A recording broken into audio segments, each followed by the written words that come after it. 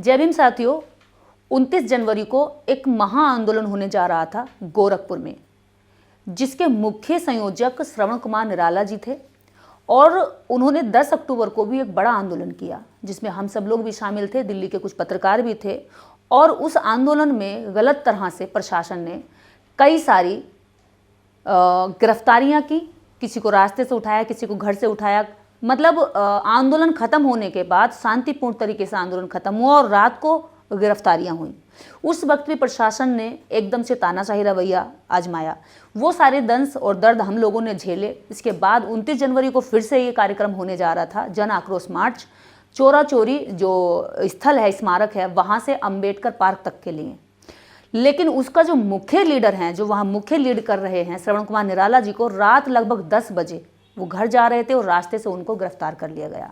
ये कहते हुए गिरफ्तार किया कि आपसे कुछ 10-15 मिनट की चर्चा करनी है, लेकिन चर्चा के बहाने रात उनको थाने से छोड़ा नहीं और पूरा दिन आज होने को जा रहा है। कल रात से वो लोग अभी तक नहीं बताए हैं कि कब छोड़ेंगे।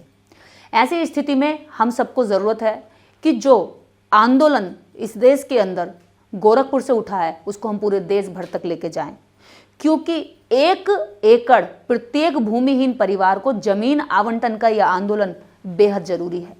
क्योंकि इस देश के अंदर गरीबों को, शोषितों को, पीड़ितों को, वंचितों को भी अपनी जमीन पर अपना हल चलाने का हक है। वो जातियां जो दूसरों के खेतों में काम करती हैं, उनकी महिलाएं जो वहां जाकर के उनके साथ शोषण होता है, मानसिक और शारीरिक प्रताड़ना दोनों झेलती हैं, ऐसी महिलाएं लाखों की तादाद में इस कार्यक्रम में शामिल होती हैं।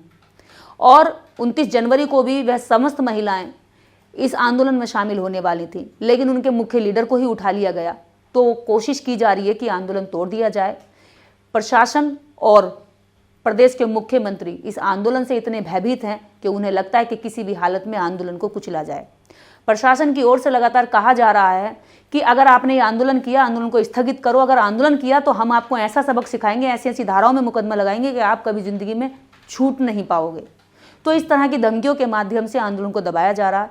लेकिन मैं देश के समस्त लोगों से अपील करूंगी कि जो देश में इस तरह के आंदोलन चला रहे हैं, जो देश में गरीबों की आवाज़ को बुलंद कर रहे हैं, जो देश में इस तरह के मुद्दों को ला रहे हैं, जो सरकार आपके साथ वादा करती है, चुनाव से पहले आपको 15 लाख रुपए आपके खाते में आएंगे, 2 करोड़ नौकरियां मिलेंगी और बहुत सारे वादे जो करती हैं। और 4 नवंबर को खुद योगी आदित्यनाथ जी ने आकर के कहा था कि हम 1.25 करोड़ भूमिहीन दलित पिछड़ों को जमीन मुहैया कराएंगे, उनके खुद के वादों के आधार पर। और उन्होंने कहा जो गरीब बच्चे हैं उनको केजी से लेकर पीजी तक हम फ्री में शिक्षा मुहैया कराएंगे। यानी कि केवल आपके चुनावी वादे थे, चुनावी भाषण थे। आज जब जो व्यक्ति जमीन पे वास्तव में तुम्हारी अखबार की खबरों को और मंचों पे दिए गए भाषण को जमीनी अमली जामा पहनाना चाहता है, उसको आप जेल में डाल रहे हैं, उसको जबरदस्ती आप जेल में डाल करके उनके हौसलों को कुचल रहे हैं। लेकिन मैं आप सब लोगों से अपील करूंगी कि इस आंदोलन को सपोर्ट करें, ऐसे लोगों को समर्थन दें जो इस देश के गरीबों की लड़ाई लड़ते हैं, जो हमारी लड़ाई लड़ते हैं। और उसके साथ में अभी सीमा गौतम जो वहाँ पर श्रवण कुमार निराला जी की अनुपस्थिति में पूरे आंदोलन को देख रही हैं, उनसे बात हुई है। वो कह रही हैं कि आंदोलन को हम करेंगे।